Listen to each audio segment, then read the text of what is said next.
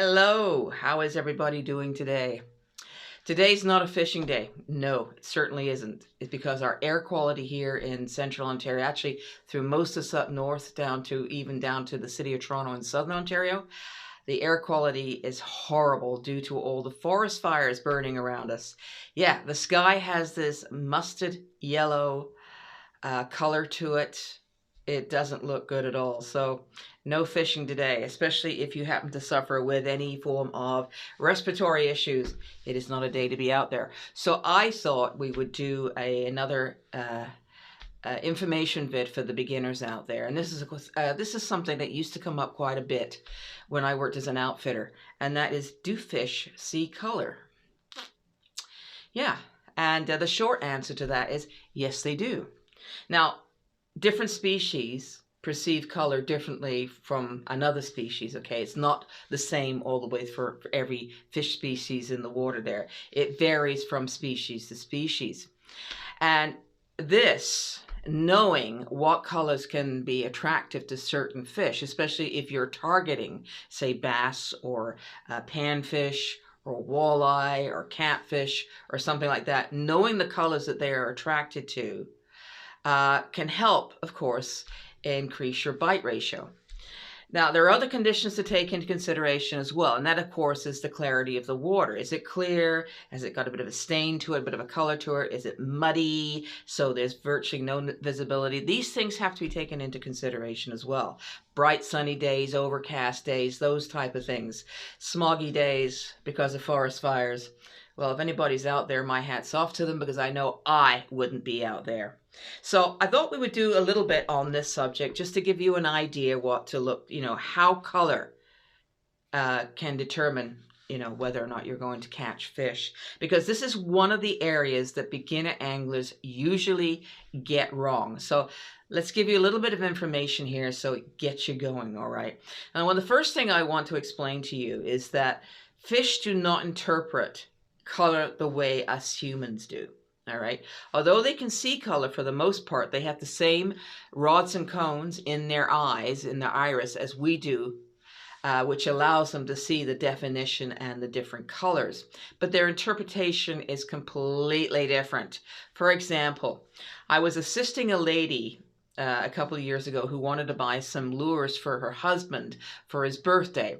So I was asking the normal, okay, well, what does he normally target? Where does he like to fish? Blah, blah. She says, well, what does that matter? I just want to buy lures with red in. And I said, why is that? She says, well, it looks like an injured bait fish. Well, I can understand that thinking for someone who doesn't fish, but red doesn't mean blood to fish, okay? Their idea of blood is sense and taste.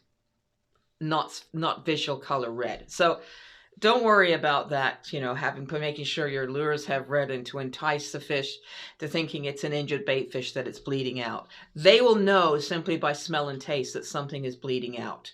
They don't have to look at it. So like I say, their interpretation of colors is totally different. But not only that, colors dissipate, they disappear differently in a liquid environment versus the gaseous environment that we live in, okay? And this is due to light dissipation. As the lures go further down in the water column, there's less light. So colors change. And when it gets to a point where no colors are discernible, where it's just black and white, will be the only things that they would see. It's more of a vibration, it's more of a contrast between the background color, and it's more of a silhouette that the fish are going to go for. It doesn't matter if it's sky blue, pink, or daisy yellow or something like that, because down there's not enough light to distinguish the color. So you need to keep that in mind. Colors change as they go down through the water column.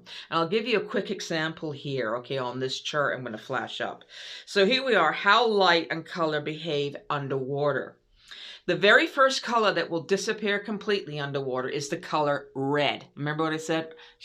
People think that that's blood. It's not. Red disappears by about 20 feet down in the water column. It's not red anymore. It's basically a silhouette and a shadow. All right. The next color after that is orange. Now you can go a little bit deeper with orange. You can maybe get an extra 10 feet out of going down the water column. But again, that will fade out to a silhouette, a contrast, and a vibration. Yellow is the third color.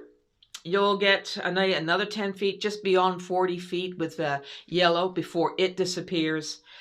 Green, we're probably lucky to get down to maybe about 60 feet. Then that will slowly start to fade out. Your blue, you're lucky around 70 feet, let's say around 70 feet before it kind of dissipates. And purple, just a little bit more than 70 feet, maybe 75, probably touching 80 feet, but where it disappears. And anything beyond that, there is no color other than black and white. All right. So again, the fish are going to, in those levels, are going to rely on silhouette, contrast, and vibration. So it doesn't matter what color it is, okay? Just so you know, colors disappear as they go down in the water column. Okay. All right. Next. So what do different fish see? I'll get it out in a minute. What do different fish see? Well, just to give you a quick idea, bass have excellent color vision. They really do. I'm reading from some notes here. They can see a wide range of colors. All right. So again, so you've got all kinds of colors you can choose from, but you need to watch your water conditions as to what will work, and we'll touch on that in a minute. Trout have excellent high vis color definition vision. They really do. That's why using bright colors for trout is very productive. Walleye. Walleye can see color, providing it's in low light. All right. They like low light conditions, where they have those great big eyes. Anything that's too bright for them, they will rely more on vibration. All right. Catfish. Well, catfish don't rely on color for anything. You know, nearsighted as heck. Poor things. Because they spend most of their time down feeding off the bottom. They don't need to have such definition. What they rely on is sense, smell, and vibration at any depth. Panfish, such as your bluegills, your pumpkin seeds, your crappie, your perch, they love bright colors. They really do. The chartreuses, the bright oranges, the pinks, they seem to go for that. Especially chartreuse, I found it seems to be a very productive color. At least I have found that. They're also very good with, well, like most fish, the natural colors are also very attractive for panfish as well. All right, so let's take a look at water clarity and the best colors to use in certain water conditions. Now, this is important. All right, because you've got to match the hatch, so to speak, here. All right, if you're fishing in clear water and it's a fairly sunny, bright day, you're not going to use the high vis colors. No, don't. It's not to say they won't go for them. The possibility is, the odds are low. All right, you're better off using natural colors when it comes to bright conditions, using your green pumpkin. There's watermelon, which is a good color to use. Shad color, which is a grayish color. Silver works quite well. And any natural patterning, and using natural baits, that is very effective in bright conditions.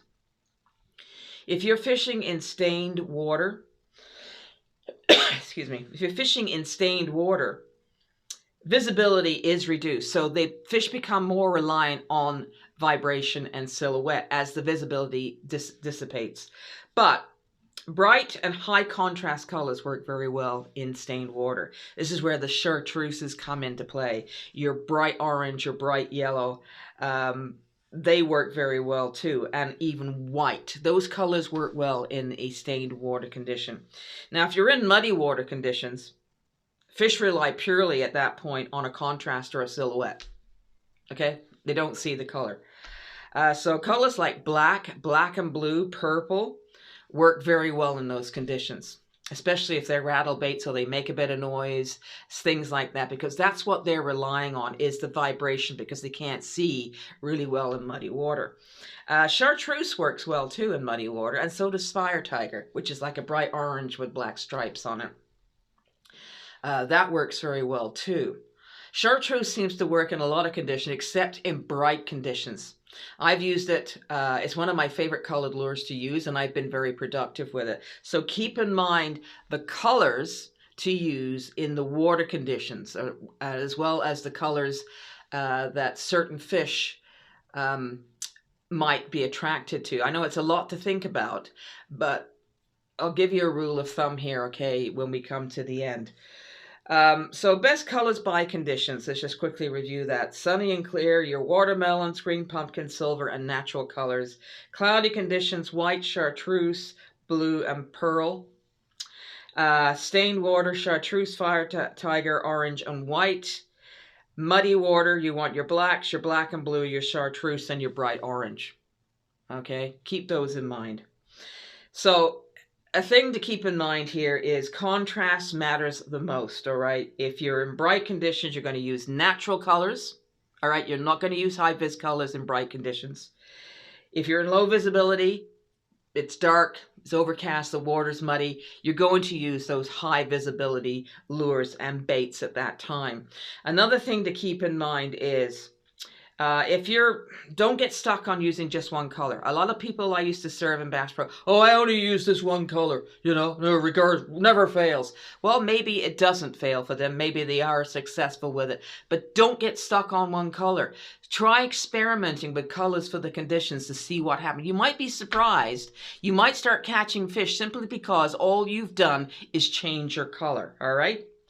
So, natural colors for bright conditions, and your high visibility colors for low visibility conditions in the water. All right. So I hope that this has helped you out a little bit. There's all kinds of really cool videos on YouTube about this subject. Watch a few of them and take them out and try them. Try different colors under different conditions and see what happens. You might be very surprised. All right. So thanks for watching. And this is Sharon for Fishing Tips saying, tight lines.